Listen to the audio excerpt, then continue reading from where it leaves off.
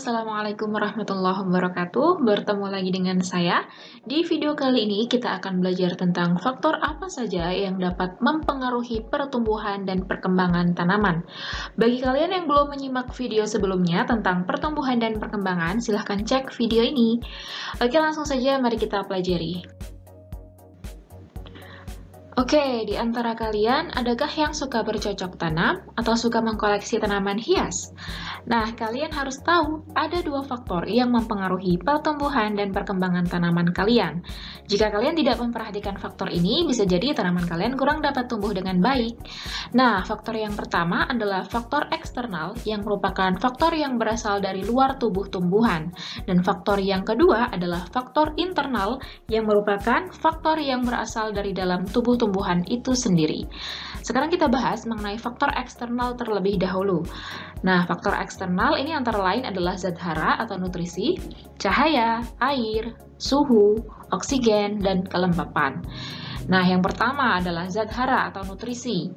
Nah, semua makhluk hidup membutuhkan makanan atau nutrisi untuk sumber energi. Zat hara terdiri dari unsur makro dan unsur mikro. Unsur makro adalah zat yang dibutuhkan tanaman dalam jumlah yang besar, yaitu karbon, oksigen, hidrogen, nitrogen, sulfur, fosfor, kalium, dan magnesium.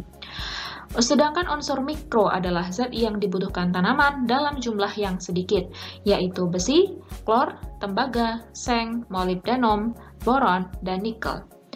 Keadaan fisiologis berupa kekurangan elemen makro atau mikro disebut defisiensi. Defisiensi yang terjadi pada tumbuhan akan berpengaruh terhadap proses pertumbuhan. Nah, contohnya kalian bisa lihat di sini. Jika tanaman kekurangan Fe atau besi, maka daun muda akan tumbuh berwarna kuning dan putih. Batang pendek menipis. Hal ini disebabkan karena Fe berfungsi untuk sintesis atau pembentukan klorofil. Jadi bisa kalian bayangkan ketika tanaman ini kekurangan zat besi, maka klorofil ini akan tidak terbentuk atau mungkin jumlahnya akan sangat sedikit sekali sehingga daun mudanya akan berwarna kuning atau putih, gitu ya. Selanjutnya, jika tanaman kekurangan magnesium atau nitrogen, maka daun akan berwarna kuning. Hal ini juga disebabkan karena magnesium dan nitrogen merupakan komponen penyusun klorofil. Jika tanaman kekurangan fosfor, maka tanaman akan mengalami kekerdilan, daun berwarna gelap atau pigmentasi hijau tua, dan berguguran. Nah, selanjutnya adalah yang kedua, yaitu cahaya. Cahaya merupakan sumber energi dalam proses fotosintesis. Hasil fotosintesis digunakan dalam proses pertumbuhan. Cahaya yang memadai juga dapat meningkatkan pembentukan kloroplas. Jika tanaman memperoleh cahaya yang sedikit, maka pertumbuhan akan lebih cepat, tetapi abnormal atau tubuh tanaman tersebut lemah. Selanjutnya faktor yang ketiga yaitu temperatur atau suhu. Nah, di sini semakin tinggi temperatur, semakin besar pula transpirasinya. Akan tetapi, kandungan air dalam tubuh tumbuhan akan semakin rendah sehingga proses pertumbuhan akan semakin lambat. Selain itu, perbedaan temperatur antara siang dan malam juga dapat berpengaruh terhadap pertumbuhan suatu jenis tumbuhan.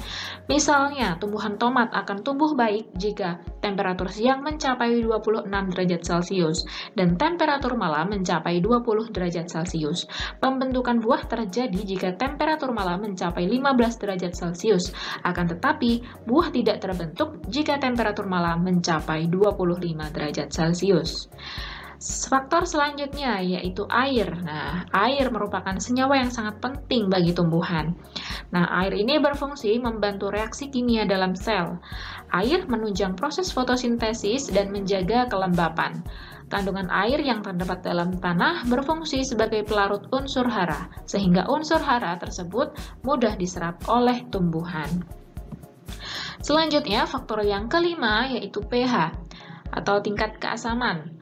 Pada kondisi pH tanah netral, unsur-unsur yang diperlukan seperti kalsium, magnesium, fosfor, kalium cukup tersedia. Namun, pada pH asam, unsur yang tersedia adalah Al, MoZn yang dapat meracuni tubuh tumbuhan.